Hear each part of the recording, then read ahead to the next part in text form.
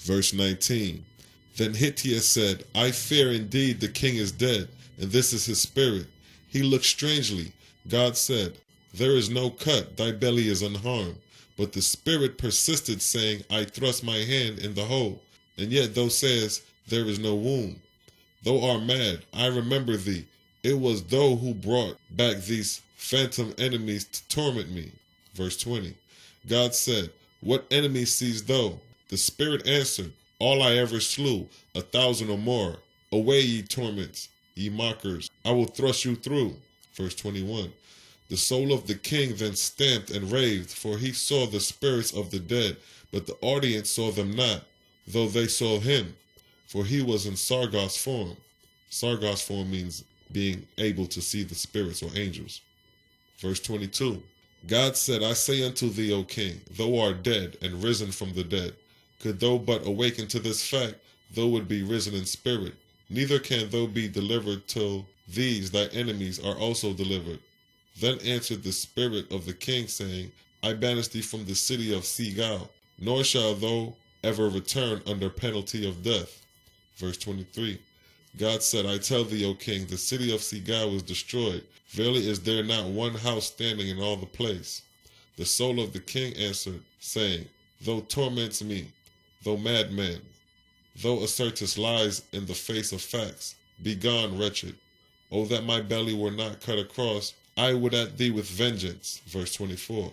God withdrew the Sargos, and the king could not be seen. Nevertheless, his spirit continued cursing and raging, all the same. The queen Hittiah comprehended the matter fully, and her heart was heavy with sorrow. Verse 25. God said to her, Remember the faith of thy forefathers, the Ions. Be thou strong in the Almazdian law, the Creator's law, and these sorrows will pass away. Nor is there anything in heaven or earth can satisfy the soul that is short before the law. To her that can say, I live the all-highest, happiness hath a sure foundation. Verse 26. And whosoever perceiving the dead are in torment, let him pray for them, singing anthems unto the Father. Intercede ye with the All-Light, to bestow them with peace. Think not that because of your prayers the All-Light runs with Hama to feed the spirits of the dead. Hama is a sustenance for the spirits of the dead, like a food. But this I declare unto you, that by peace and joy, your devotions to the Father, the spirits are thus reclaimed to virtue and exaltation. Book of God's Word, chapter 21, 1-4, and verse 9. On the next day Zarathustra appeared before the multitude, and God spoke to him, saying, verse 2, I came not in the age of darkness, but of light and knowledge. I am not here to proclaim miracles. I serve the Father, whom Son I am. Verse 3, in heaven above there are two kinds of spirits, those who serve the earth and those who serve the Father. If ye serve the earth, ye shall be ministered unto by the spirits of the lower heavens, who are bound to the earth. If ye serve the Father, you are ministered unto by spirits of the higher heavens. Verse 4, because ye were united in prayer last night to the Father, his holy angels brought ye food. His harvests are over all the earth. His fields are broad. It is not just that he also gathers it and bring it to you. To be just to him, go ye and bring forth out of the fat earth, wherewith all ye need, rejoicing in him. Cease warring. Kill not anything he created alive, that runs on the ground or flies in the air. And no flesh except fish which is without blood and is cold in life shall enter your mouths. Verse 9.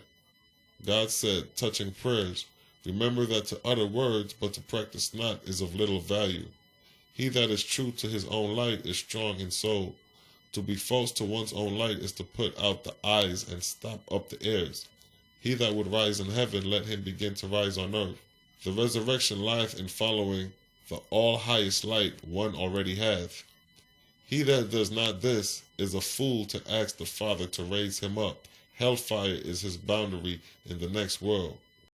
Book of God's Word, chapter 22, 1-8, and verses 12-14. Verse 2.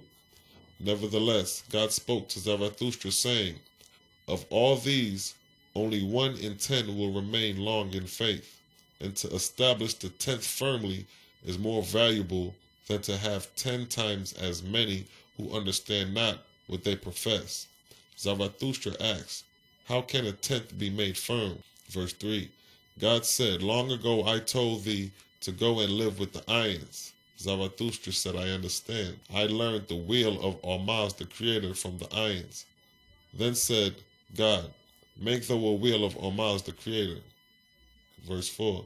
Zarathustra made a wheel and hung it slanting, facing the sun at high noon. Then God explained to the people, saying, this is a symbol of the name of the Creator, Ormazd, the All-Light, Master. Put it in the place between the horns of the crescent, for it is sacred. It is the sign of the altar. It is called the altar.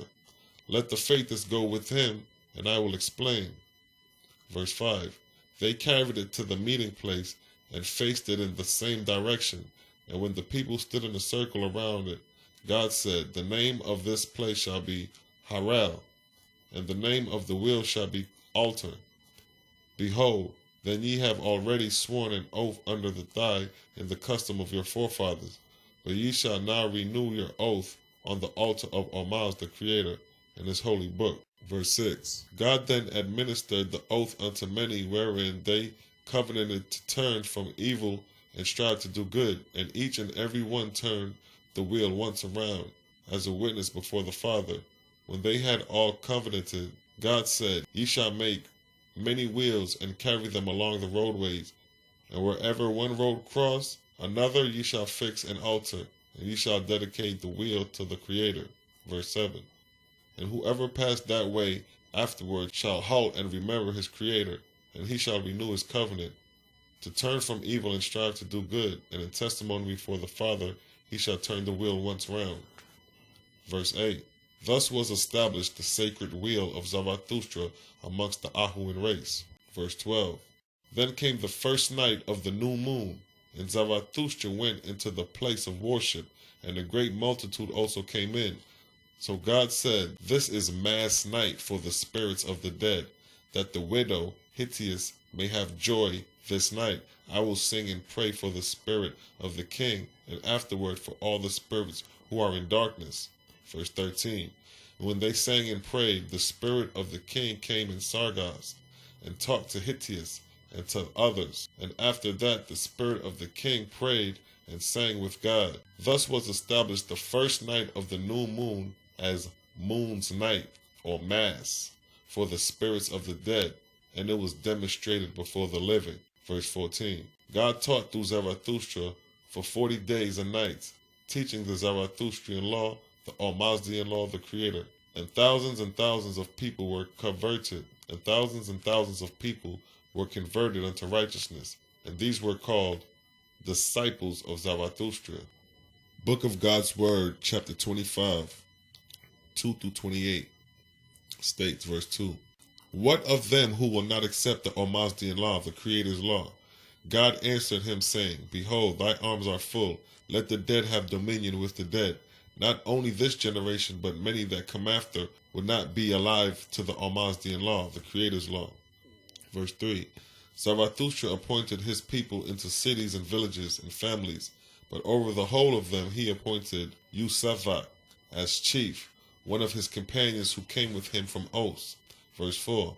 And when Yusavak was established, Zarathustra and his companions traveled further, and came to the city of Necairo, kingdom of Boatha, king of 12 generations, through his forefathers, whose title was Abatha, son of Uz, son of Nimrod, son of the house of Tusang, who was descended from before the world was. Verse 5. And Necairo was a walled city, but the Zarathustrians gained entrance without paying tribute, because the law thus favored strangers. Abatha, in his youth, had traveled amongst the Persians and knew the language.